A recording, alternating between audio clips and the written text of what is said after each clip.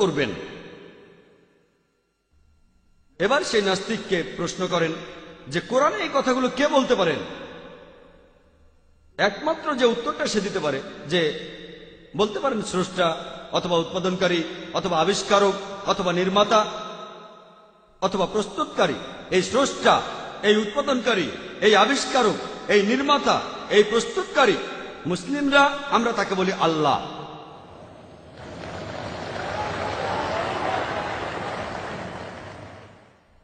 আমি এখানে প্রায় 2 ঘন্টার লেকচার মাত্র 15 মিনিটে সেরে ফেললাম, যাতে করে আমরা প্রশ্নোত্তর পর্বের জন্য বেশি সময় পাই। অনেক লোক এসেছেন, তাদের জন্য উপভোগ্য হবে। অ্যালবার্ট আইনস্টাইন একবার বলেছিলেন যে বিজ্ঞান যদি ধর্ম ছাড়া হয় সেটা পঙ্গু, আর ধর্ম যদি বিজ্ঞান ছাড়া হয় সেটা অন্ধ। আপনাদের মনে করিয়ে দিই, পবিত্র কোরআন এটা কোনো সায়েন্সের বই না, SCIENCE, এটা হলো সাইনের বই, SIGNS, এতে রয়েছে আয়াত।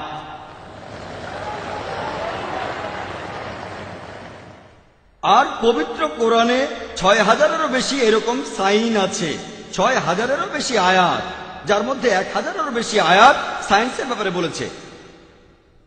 আমি কিন্তু এখানে বিজ্ঞান আর প্রযুক্তির সাহায্যে পবিত্র কোরআনের সত্যতা প্রমাণ করছি না। মুসলিমদের কাছে পবিত্র কোরআনই সবার উপরে, তবে অমুসলিমের কাছে, কোন নাস্তিকের কাছে, তার কাছে বিজ্ঞান সবার উপরে।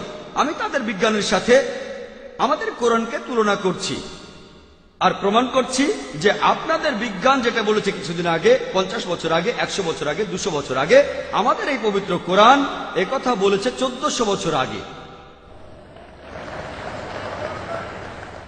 আর সেজন্যই এখন বিজ্ঞান ঈশ্বরকে বাতিল করে দিচ্ছে না, ঈশ্বরের বিভিন্ন ধারণাকে বাতিল করে দিচ্ছে। লা ইলাহা ইল্লাল্লাহ। এই পবিত্র কোরআন, এতে পুরো মানুষ জাতির সব সমস্যার সমাধান রয়েছে। আর এর লেখক হলেন স্রষ্টা, রক্ষাকর্তা, পালনকর্তা পুরো মানুষ জাতির আর পুরো বিশ্বজগতের। অনেক আসমানি কিতাবই আল্লাহ সুবহানাহু ওয়া তাআলা পৃথিবীতে পাঠিয়েছেন, তবে সর্বশেষ ও চূড়ান্ত কিতাব কোরআনের আগে যে কিতাবগুলো নাজিল হয়েছিল সেগুলো ছিল নির্দিষ্ট একটা জাতির জন্য, আর সেগুলো ছিল নির্দিষ্ট একটা সময়ের জন্য। আর যেহেতু কোরআন হলো সর্বশেষ ও চূড়ান্ত কিতাব, আল্লাহ তাআলার শেষ আসমানি কিতাব, এটা শুধু মুসলিম বা আরবদের জন্য পাঠানো হয়নি, কোরআন পাঠানো হয়েছে পুরো মানুষ জাতির জন্য। পবিত্র কোরআনের সূরা বাকারার 185 নম্বর আয়াতে উল্লেখ করা হয়েছে যে রমজান মাসে পবিত্র কোরআন অবতীর্ণ হয়েছে সত্য এবং অসত্যের মধ্যে পার্থক্যকারী রূপে, পুরো মানুষ জাতির দিশারি ও সৎপথের স্পষ্ট নিদর্শন হিসেবে, শুধুমাত্র মুসলিম বা আরবদের জন্য নয়, পুরো মানুষ জাতির জন্য। এই একই কথা আবারও আছে সূরা ইব্রাহিমের 1 নম্বর আয়াতে উল্লেখ করা হয়েছে, সূরা ইব্রাহিমের 52 নম্বর আয়াতে উল্লেখ করা হয়েছে, এছাড়াও সূরা আল জুমারের 41 নম্বর আয়াতে উল্লেখ করা হয়েছে যে পবিত্র কোরআন নাজিল হয়েছে পুরো মানুষ জাতির জন্য। একইভাবে সেই সব নবী রাসূল যারা সর্বশেষ ও চূড়ান্ত নবী মুহাম্মদ সাল্লাল্লাহু আলাইহি সাল্লামের আগে এসেছিলেন, তারা এসেছিলেন একটা নির্দিষ্ট জাতির জন্য, আর তারা যা কিছু প্রচার করেছিলেন সেটা ছিল একটা নির্দিষ্ট সময়কালের জন্য। আর যেহেতু নবী মুহাম্মদ সাল্লাল্লাহু আলাইহি সাল্লাম হলেন সর্বশেষ ও চূড়ান্ত নবী, তিনি শুধুমাত্র মুসলিম বা আরবদের জন্য আসেননি।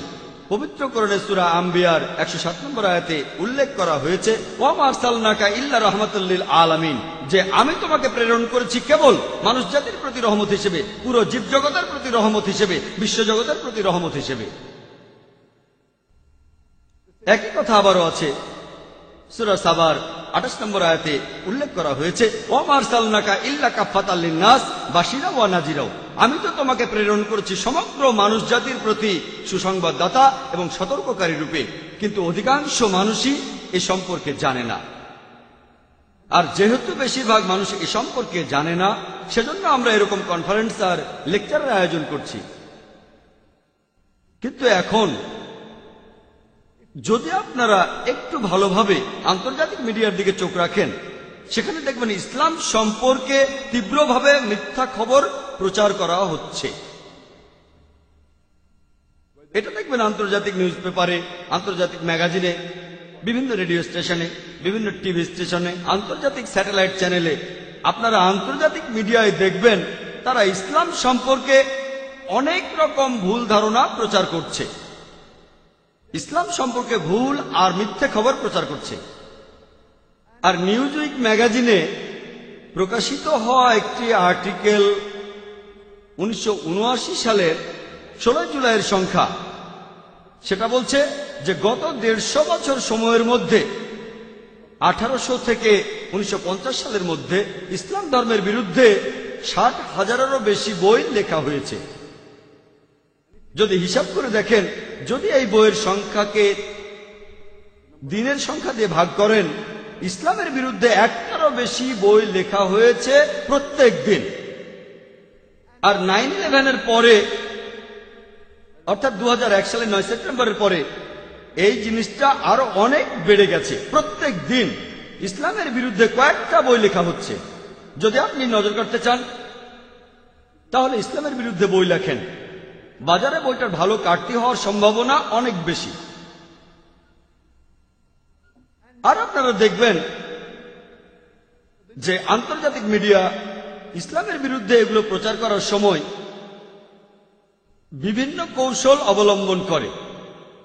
এক নম্বরটা হচ্ছে তারা বিভিন্ন কুলাঙ্গারদের মিডিয়ার সামনে তুলে ধরে আর প্রচার করে যে এরাই হলো আদর্শ মুসলিম। সব গোত্রেই কিছু কুলাঙ্গার থাকে। মিডিয়া যেটা করে, মুসলিমদের মধ্য থেকে কিছু কুলাঙ্গার বেছে নেয়, যারা আসলে ইসলাম ধর্ম পালন করে না, যারা শুধু নামেই মুসলিম। এদের তুলে ধরে মিডিয়া প্রচার করে যে তারাই হচ্ছে আদর্শ মুসলিম। যদি জানতে চান একটা গাড়ি কতটা ভালো, আর সেখানে যদি ড্রাইভার হিসেবে যে আছে সে আসলে গাড়ি চালাতে জানে না, তারপর গাড়িটা যদি অ্যাক্সিডেন্ট করে, গাড়িটা যদি দুর্ঘটনায় পড়ে, আপনি কাকে দোষ দেবেন? গাড়িটাকে দোষ দেবেন না ড্রাইভারকে? কাকে দোষ দেবেন? গাড়িটাকে না ড্রাইভারকে? দোষ দেবেন ড্রাইভারকে। যদি জানতে চান গাড়িটা কতটা ভালো, তাহলে কিছু জিনিস জেনে নিতে হবে। গাড়িটা কি পরিমাণ তেল খায়, গাড়িটার স্পিড কেমন, গাড়িটার গিয়ার রেশিও কেমন, নিরাপত্তা ব্যবস্থাগুলো কেমন, এসব কিছু জেনে নেওয়ার পর তারপর বলতে পারবেন যে গাড়িটা কতটা ভালো। আর গাড়িটা যদি চালিয়ে পরীক্ষা করতে চান তাহলে ড্রাইভার হিসেবে এমন কাউকে বসান যে খুব দক্ষ ড্রাইভার। আর ইসলাম ধর্মকে পরীক্ষা করতে চাইলে যে ইসলাম কতটা ভালো, আর যদি আপনারা আদর্শ মুসলিমকে পরীক্ষা করতে চান, এখানে শ্রেষ্ঠ দৃষ্টান্ত আমাদের নবীজি মুহাম্মদ সাল্লাল্লাহু আলাইহি ওয়াসাল্লাম।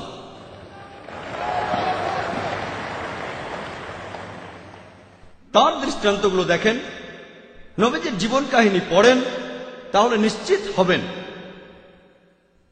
আপনারাও মেনে নেবেন যে এই ধর্ম আর নবীজি মুহাম্মদ সাল্লাল্লাহু আলাইহি ওয়াসাল্লাম তিনি সবসময় মানুষের জন্য শান্তি প্রচার করেছেন। তাদের দ্বিতীয় কৌশলটা হচ্ছে, প্রায় দেখা যায় তারা কোরআন এবং ইসলামের অন্যান্য ধর্মগ্রন্থ থেকে উদ্ধৃতি দেয় কোনো প্রসঙ্গ ছাড়াই।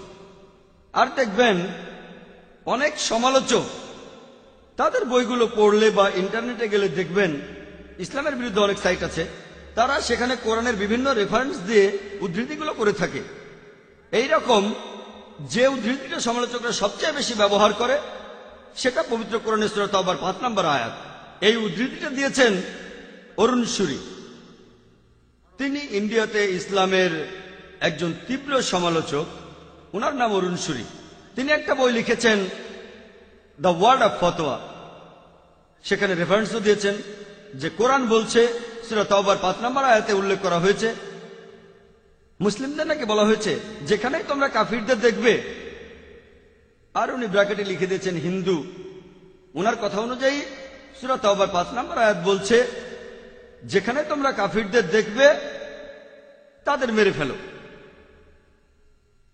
যদি আপনারা কোরআন পড়েন, যদি কোরআনটা খোলেন, তারপর অনুবাদটা পড়লে দেখবেন তিনি যা বলেছেন সেটা ঠিক।